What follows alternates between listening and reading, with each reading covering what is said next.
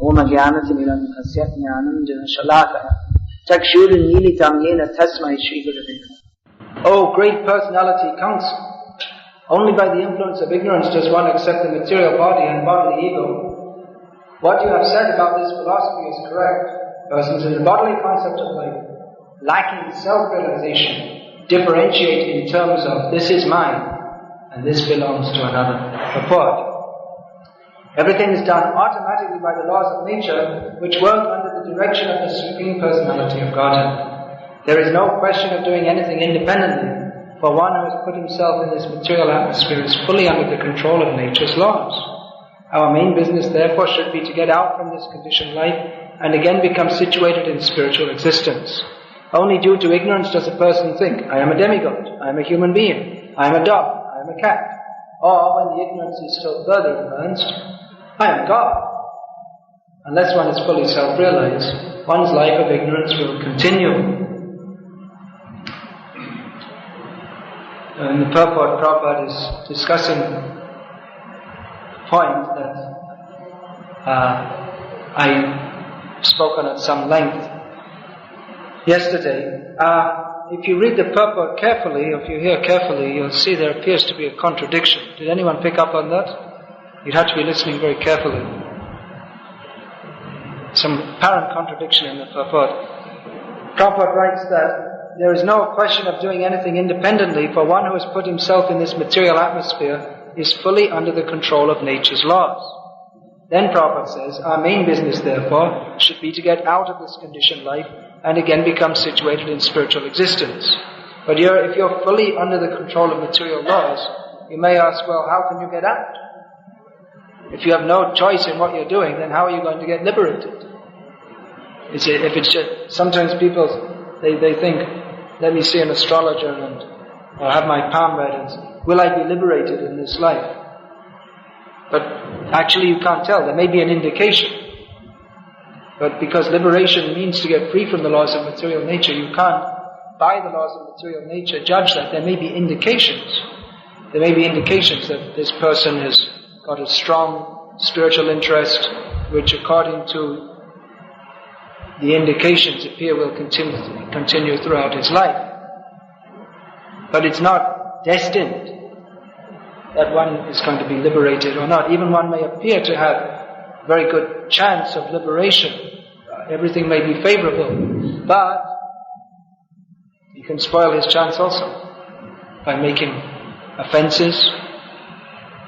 What brings us to the spiritual position is chanting Hare Krishna, engaging in the devotional service of Krishna. Mamchi Yogya Vicharena Bhakti Yogena Sevate Sagunan Samatitaitan Brahmabhuyaya Kalpate. One is under the control of the three modes of material nature, but when he takes a devotional service, he becomes free from them. But then again, if in the course of performing devotional service, one commits offenses, then specifically offenses to Vaishnavas, or very serious offenses in deity worship, Nama Parada, but most serious of all is Vaishnava Parada, then that advancement made again is stopped. So even you may be able to see there's some apparent advancement is there, but the ways of nature are very complex and subtle. Karmano hyapi bodhavyam, bodhavyam chavi karmana. Akarmanas cha bodhavyam, gahana karmano gatihi. Krishna says it's very difficult to understand what is the way of karma, vikarma, akarma, exactly how the laws of nature are acting upon us. Even the most expert astrologer can't tell you everything. He can give some indication and so on. Because ultimately we have our own independence to choose this way or that way. Now, that appears to be contradictory to what Prabhupada is saying here, that everyone is under the control of material nature's laws. Then, if that is absolutely true under all circumstances, then the next statement that our business is to get free, there'll be no meaning to such a statement, because if we have no choice whatsoever, then there's no chance to choose to act in such a way that we may be liberated.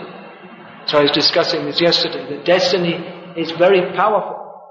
Therefore, Krishna says in Gita, Prakrite kriya manani gunai kamani savrashaha ahankara vibhudharma kartameti manite.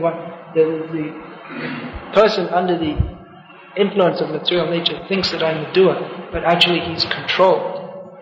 But then again, Krishna says in Gita, what was the next verse I quoted yesterday to offset that? Who's a good scholar of Gita and remembers what I was saying. There's another verse later on which qualifies this, in the 13th chapter. Karya karana katritve hetu prakriti ruchyate purusha sukha dukhanam bhuktritve hetu ruchyate. It's a very important verse which says that our situation in the material world is arranged by the modes of material nature. But the ultimate cause of the suffering and distress of the living entity in the material world is his own self. Because of purusha abhiman, because of thinking of himself as the enjoyer. He thinks this situation will be good for my enjoyment, that will not. This situation will be good for my suffering, that will cause my suffering, therefore I should try to avoid it. This comes from purusha abhiman, which the identification of oneself as the body for the sake of material sense enjoyment. As is stated here in this verse, Vasudeva is speaking to Kamsa that this kind of thinking, that I am this body, I am a human being, I should try to enjoy it, that is the cause of our suffering or enjoyment. It may also be the cause of our enjoyment. If we think, let me enjoy this material world, we may also do so by performing pious activities and getting some pious result. But actually, of course, those who are transcendentalists, they understand that the enjoyment of this material world is not enjoyment anyway. That even the so-called enjoyment is not enjoyment. But the choice is there also. Choice, I'll repeat it because it's important, we should try to understand. I was saying the same thing yesterday. That choice comes, first of all, when we have knowledge. Otherwise there's no question of choice. If you don't know anything else, how are you going to choose? Just like the Christians say, at least they used to say, I don't know if they changed their philosophy in the meantime, that's also possible. But I was brought up to hear that if you don't believe in Jesus, you go to hell forever. So then I later thought, well, what about someone, for instance, who's born in Thailand, in a Buddhist culture, and never comes in contact with Christianity, or even if he does, he's so much inculcated Buddhism that he has no inclination whatsoever towards it. This means that God's not fair. He likes the Americans better than the Thais because Christianity is preached in America, so they can live happily with Jesus forever, and the Thais, the Buddhists, have to go to hell. Well, why is that? If they don't even hear about it. So this doesn't make any sense. It's not simply that, just like that you simply believe in Jesus or you believe in something that will deliver you. No. Yeah. Believing means not simply saying, not simply to put your hand on your heart and say, I believe in Jesus, but you have to act as He instructs. If you believe in Him, you believe in what He says, and you should follow it. If it's just simply a matter, of course Jesus may have said, you believe in me, but then why did He give so many instructions? It wasn't just a matter of repeating a slogan. If you believe in Him, that means you believe in His instructions and you follow them. He gave so many instructions, what is right and what is wrong, how to act so to be elevated, how to avoid being degraded. So, really the opportunity for choice or the opportunity for liberation comes when we have knowledge. That's why those who are even in the human body, those who are very much covered by ignorance and passion, then practically they're almost like animals because they have no choice in what they do. They're simply, whatever is dictated, buy this toothpaste or drink, the culture says, according to cultural norms, you should drink beer or whatever it is, they do it. They don't think about it very deeply. Therefore, Brahma Sutra says, Atato Brahma Jignasa. Now you should inquire into the absolute truth. Don't simply be carried away by the waves, guna pravaha, by the waves of material nature. Now you have to start thinking. That is the prerogative and the imperative of human life. The prerogative and imperative means you have the opportunity, and you should take that opportunity, because if you don't take the opportunity to be elevated, then you're going to be degraded. But if you take the opportunity to be elevated by taking spiritual knowledge, then there is the possibility of elevation. That means coming to the mode of goodness. In the mode of goodness, one can begin to hear the message of Godhead, the message of transcendence. As long as one is in the modes of passion and ignorance, he can't even hear this message. Sometimes we are asked about preaching to different kinds of people. You were asking last time how to preach to this kind of person, that kind of person. But many people, they can't hear what you say. They're not capable of hearing because they're covered by the lower modes of material nature so much that they can't begin to hear. Therefore, for most people, take some prasad, come to the temple, take darshan, chant Hare Krishna, take a book, give some money, do some service, in this way become purified so that you can begin to hear. And those who can advance very nicely are those who can hear very nicely. Prabhupada, he often stated that his qualification was that he liked to hear his Guru and he liked to serve him. Prabhupada said, because I was good in hearing, therefore he was good in shravana, therefore I'm good in kirtan, good in speaking. So one who comes to the mode of goodness, sadvam sanjayate jnanam, from the mode of goodness, knowledge develops. Well, that word is there, sanjayate, means to develop. Of course, it's not exactly that it just organically or spontaneously develops. So there's a process for developing that. First of all, one should be situated in the mode of goodness by following principles, regulated principles of freedom. These are called the regulated principles of freedom. Why? Because why you say regulated principles of freedom? It seems that if you're following principles, that your freedom is obstructed. But actually, by following these principles, it frees us from the lower modes of nature and their influence, by which we can act so that we can be elevated and we can be freed completely from the modes of material nature, including the mode of goodness, which is also ultimately the mode of goodness. If we don't come to the platform of Krishna consciousness, that can also be a contamination, because even in the mode of goodness, any mode of nature doesn't stand alone. So even if we're very much in the mode of goodness, the influence of the lower modes may lead us to be proud of that, or complacent, or content simply with being good.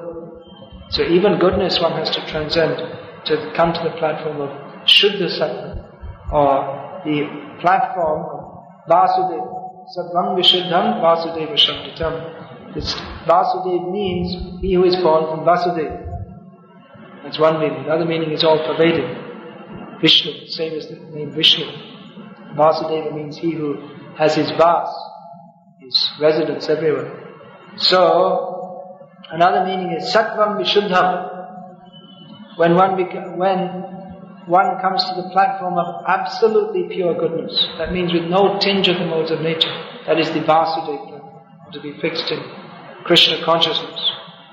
So that the possibility of getting free from the modes of material nature begins when one begins to cultivate the modes of goodness. Now, sometimes we hear that someone is described as being in the mode of goodness because they're very clean, or they follow regulated principles and so many things. So in one sense, that may be the mode of goodness, but really the mode of goodness begins when one starts these are prerequisites for the modes of goodness: rising early, keeping clean, taking bath regularly, having clean clothes, not taking intoxicant, all these things. These are prerequisites for the mode of goodness. But the mode of goodness actually begins when we start to hear spiritual knowledge from a self-realized person.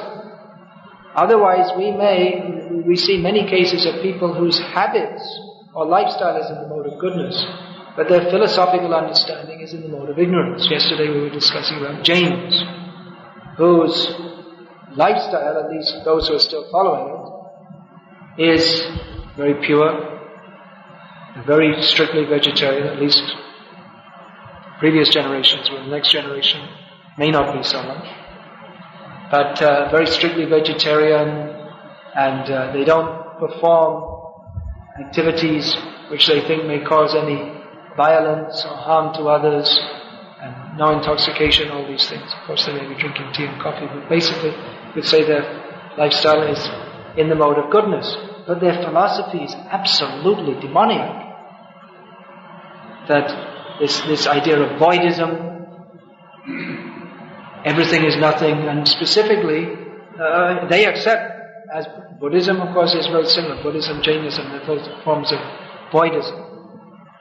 So as Buddhism does, they accept many of the tenets of Vedic instruction. For instance, that there are laws of karma, there are hells that you go to if you perform sinful activities.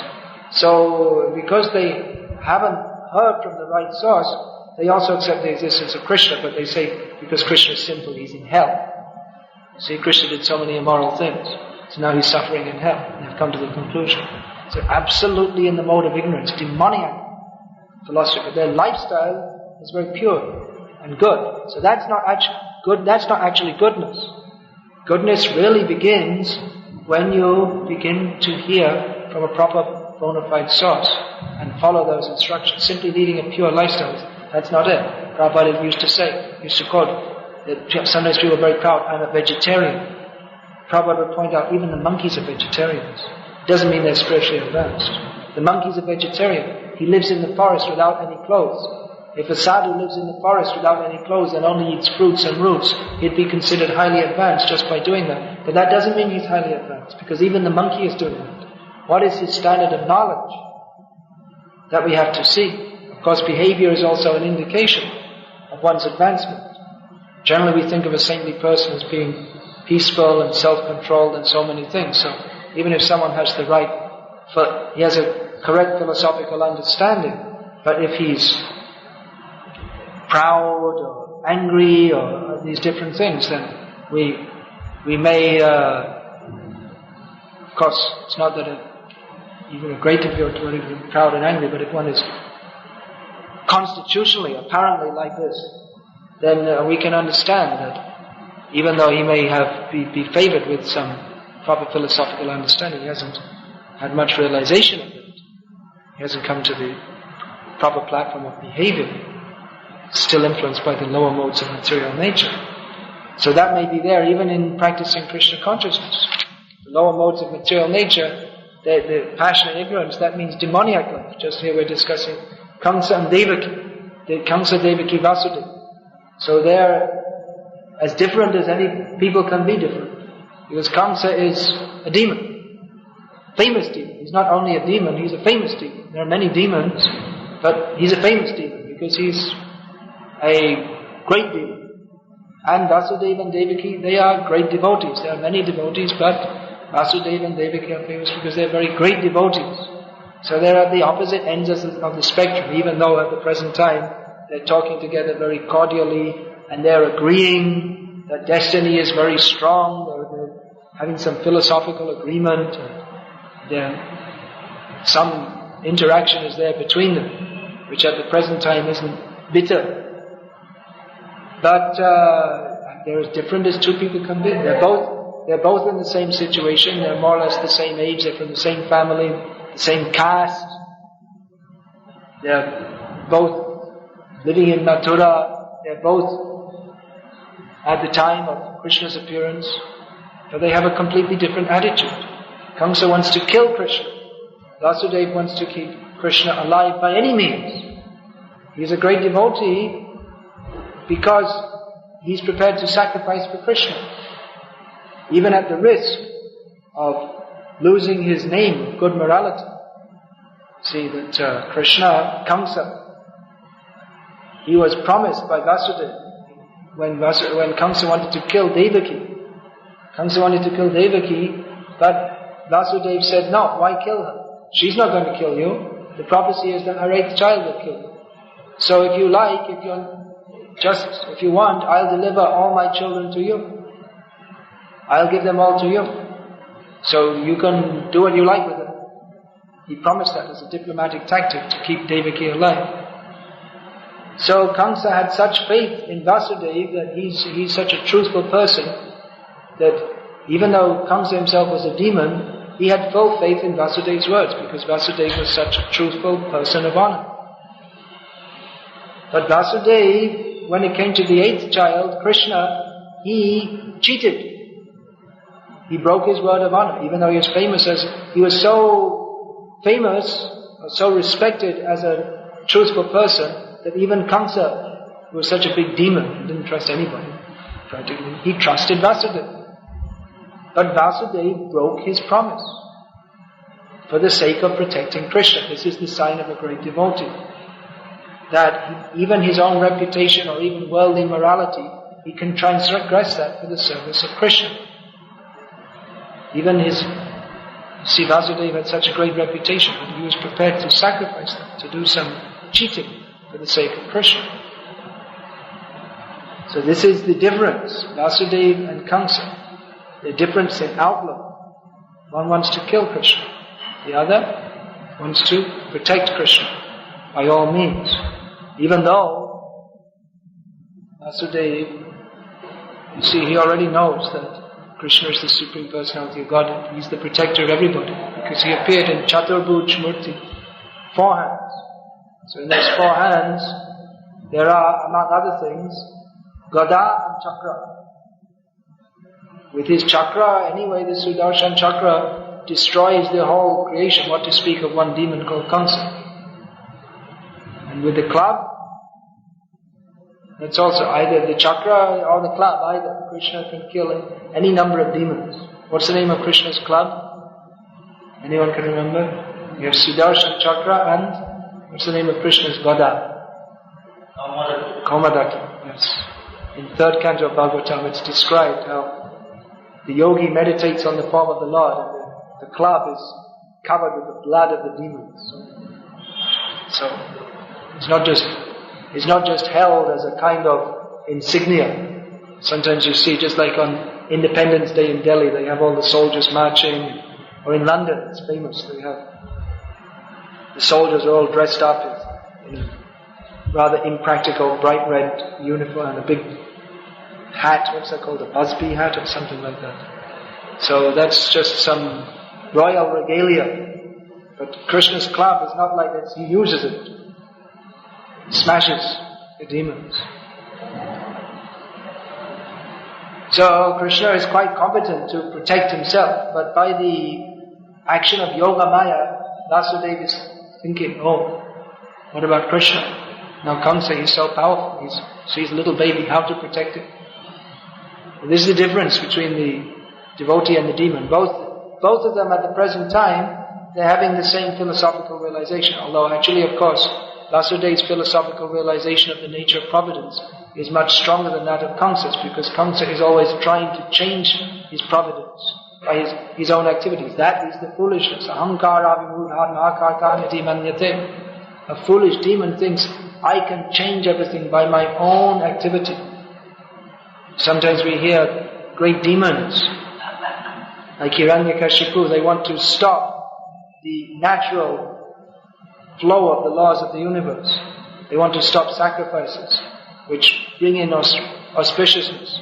Or they want the results of the sacrifice offered to themselves. Hiranyakashipu, Vena Maharaj, the same thing he wanted to do. They think that by their own strength, they can transgress the laws of nature. What they don't realize is that they get strength from nature. It's not their own personal strength. This is their foolishness, because they're thinking, I am God, then the power that I have is self-manifest. Krishna, he is Swarat, he is independent, means what power he has is self-manifest, it's intrinsic to his nature. But the jivas, what power they have is not intrinsic to them, but it is given by Krishna. Purushan Rishu, Krishna says, I am the ability in man.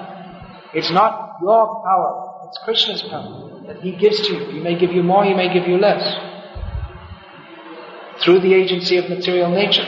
So a very great demon like Hiranyakashipu, he has a lot of power compared to other jivas, not compared to Krishna. But because he's in the illusion, I am the enjoyer, he's thinking, I am God, this is my own power. I got it by my own austerities. Now I have this power, no one can stop me, no one can do anything to me. That is his foolishness. Because Krishna gives and Krishna takes away. Krishna can take away all your power in one instant. And it happens again and again. Hiranyakashipu was a great, powerful demon in charge of the universe. But a few minutes later, after the appearance of Nrsimhadev, he was absolutely finished. All power gone. You have to leave the body which you were so much attached to. You had to leave it. He had no power, for all his power to control others, he had no power to resist Nrsimhadev. The same thing with Kamsa or any demon. Very powerful. So powerful, even the demigods are afraid of him. But when Krishna came, he was finished immediately. Because Krishna had given him that power, and when Krishna wanted, Krishna withdrew that power.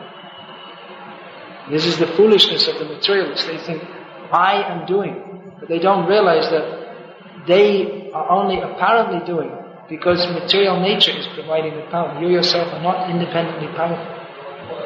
So when one begins to hear this, then his opportunity to exercise his choice to act as a false enjoyer of this material world or to act as the servant of Krishna, then he has the opportunity to exercise that choice. And then he starts to become freed from the influence of the modes of material nature. The influence of the modes of material nature goes on as long as we try to surf the waves of material nature to enjoy it. But when we take shelter of the boat of Krishna consciousness, then we come out of the water. Otherwise, as long as we're in the water, we may think, I'm enjoying the waves of material nature. But actually, what is it? It's kachu habulubugai. We're simply this coming up, breathing some air, thinking this is very nice, and then going under the water again. It means we're constantly in a state of struggling to survive. And when we come up above the water and breathe a little air, we think it's very nice. And then again we're pushed under the water. So like that, sometimes we may be in Swargaloka, we may think I'm enjoying. And then again, we're sent to hell and we're suffering. We may be very rich or powerful or learned or whatever. Then again our happy situation, so-called, is destroyed. This is the way of material nature. You can't avoid it. We may think by our plans we will make such a situation in which I will be happy forever. But it's not possible. Therefore an intelligent person, hearing of this philosophy, what is our actual existential position in this world, then he decides, he makes the decision to act in such a way that he will no longer be influenced by the modes of material nature. That means he takes up sadhana, the process of Krishna consciousness, by which he can be freed from ignorance. The cause of bondage in this material world is ignorance. Because we're identified with this material body, we want to enjoy it, but we can't enjoy it. It's not possible. We can only suffer. Even if we think we're enjoying it, it's not enjoying, it's only suffering. So demon like Kamsa, even though he is in a position of power, opulence, prestige, he can only suffer. Whereas Vasudeva and Devaki, even though humiliated, Vasudeva is supposed to be a Kshatriya, but he's a prisoner of someone else. He's humiliated, he's in the control of a big demon, his life can be taken away at any time, but he's always enjoying transcendental bliss. Jato deko Vaishnava Vyavaharatu Tadaiva Jane Hote Ho Parananda Shuk. This Vrindavan Das Thakur is describing pastimes of Haridas Thakur, who was beaten in 22 marketplaces. So one may think, well, that's not very nice. That's a lot of suffering. But Vrindavan Das explains that if you see a Vaishnava apparently suffering, you should understand that is transcendental bliss. Because a devotee, a pure devotee, always lives on the transcendental platform. Satvang Vishuddham Vasudeva Shakti. He's always on the spiritual platform, although he may be apparently suffering. So Vasudeva has made his choice to serve Krishna, to surrender to Krishna. And by doing that, he is eternally liberated and eternally happy. And Kamsa, despite tremendous endeavor on his part, cannot be happy because he made the wrong choice not to surrender to Krishna. So this Bhagavat discourse we are having to enlighten us with these facts, Tattva-jnana. What is the actual position? So that we ourselves will make the choice following in the footsteps of Vasudeva and Devaki. Vasudeva here calls Kamsa Mahabhaga, great personality. He's great, but his is not the kind of greatness that we want to emulate. He's a great fool, a great demon. Rather, one should follow in the footsteps of the Mahatmas, those who are great personalities by spiritual advancement in Krishna consciousness. Hare Krishna. Is there any question?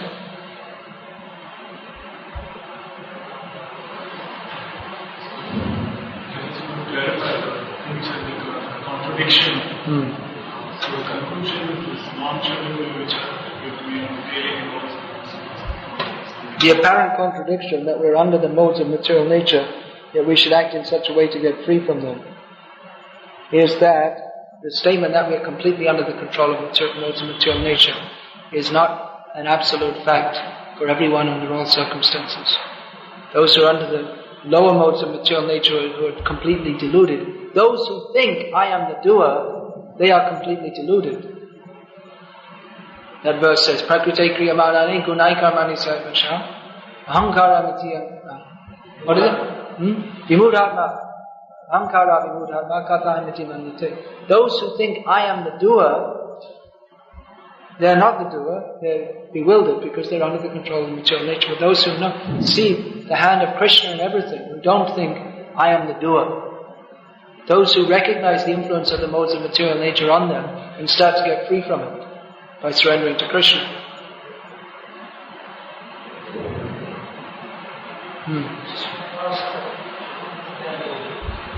Some persons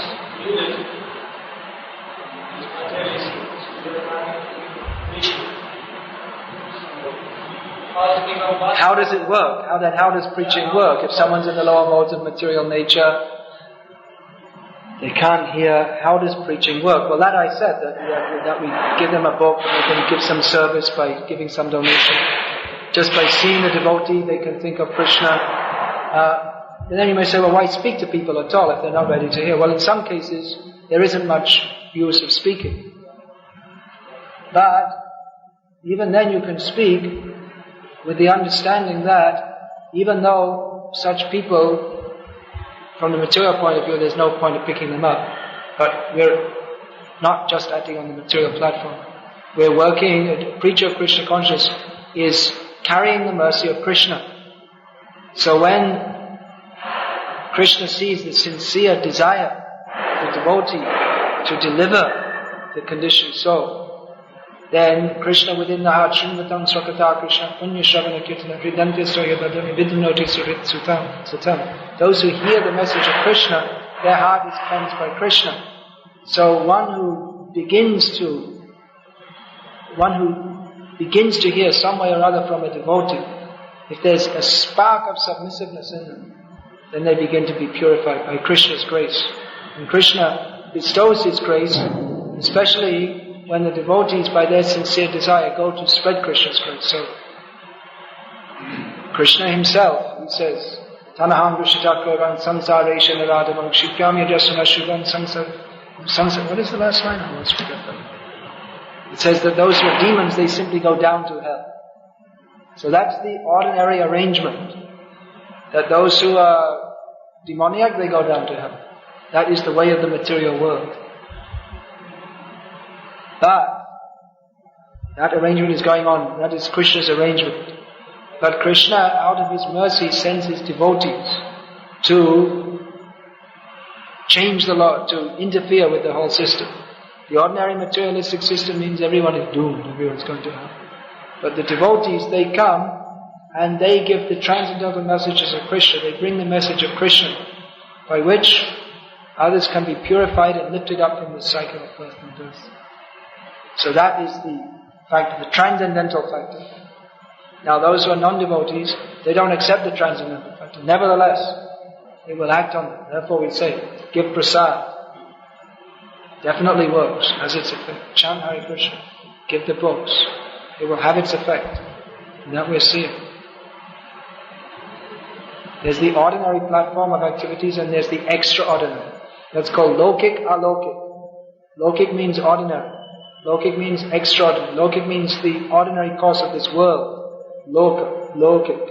And alokik, prakrita, means material. But the devotees, their activities are aprakrita. They're not material. So they act on the soul, which is aprakrita. The soul is covered by layers of ignorance. Prakriti kriyamanani. We're working under the influence of jara prakriti, the material nature. But the devotee's message is aprakrita. It pierces through the levels of ignorance covering the soul, and soul to soul. If one's actually preaching, then he's soul to soul, just like we have mouth to mouth resuscitation for a person who's dying for lack of air, drowning in the waters. Mouth to mouth resuscitation. So devotee's preaching is soul to soul resuscitation. That requires some purity also. That also requires some desire to uplift the person. Preaching doesn't mean just defeating in arguments, showing how wonderful you are. That can also be one kind of maya. Krishna doesn't respond to such a preacher.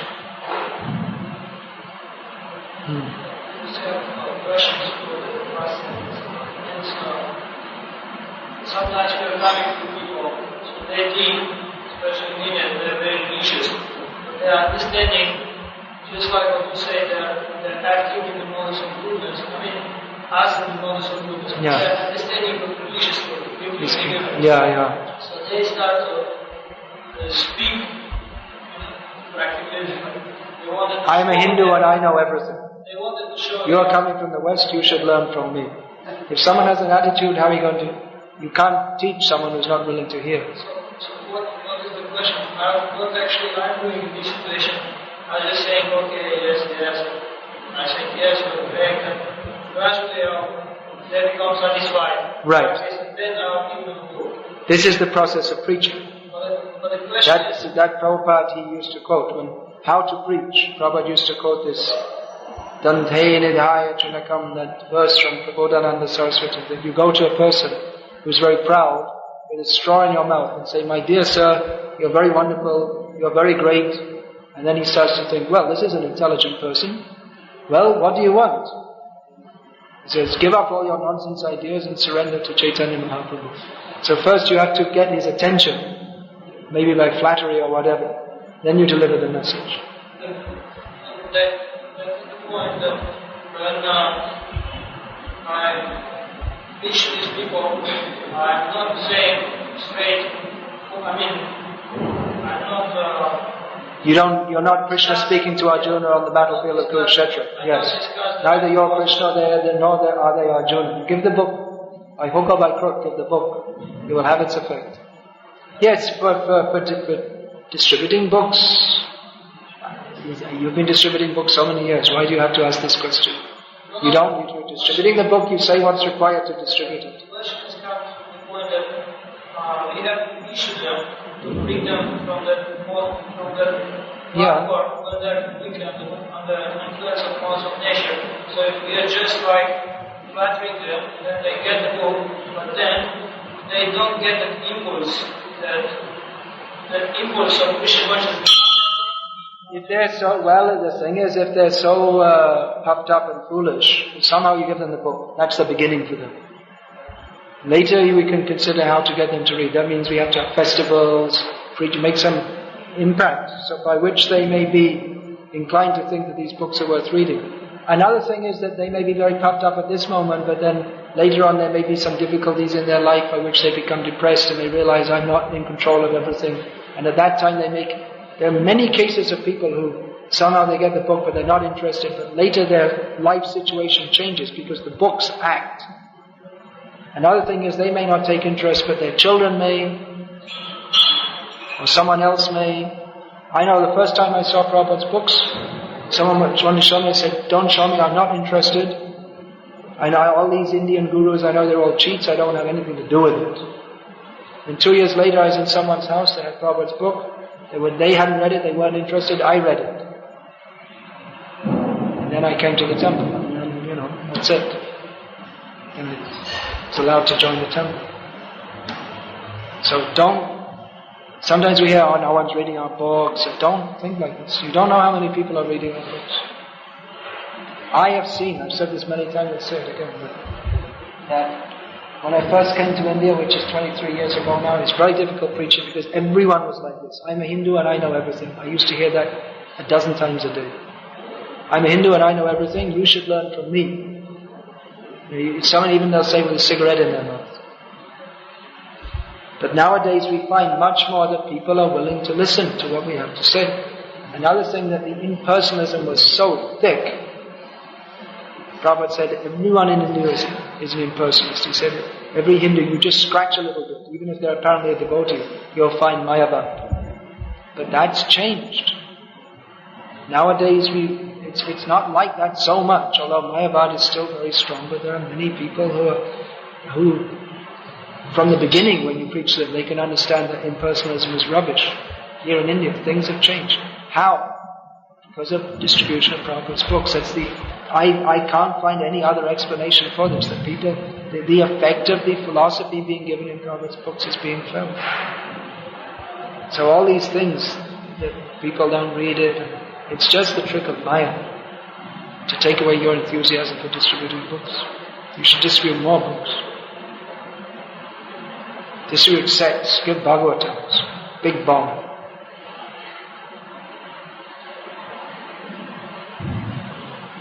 There's good scope here. You should distribute lots of Bhagavatams. That means cultivating people a bit, but if you give that, that's very powerful. Very, very powerful. Bhagavatam, Chaitanya Charitamrita, you have all the books in Gujarati. It's like, you get a nuclear bomb, then you have to have a missile to deliver it also, right? So the missile is our devotees, they have to go out and do it.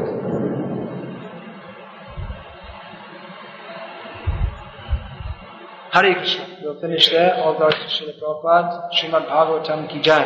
Hare Krishna.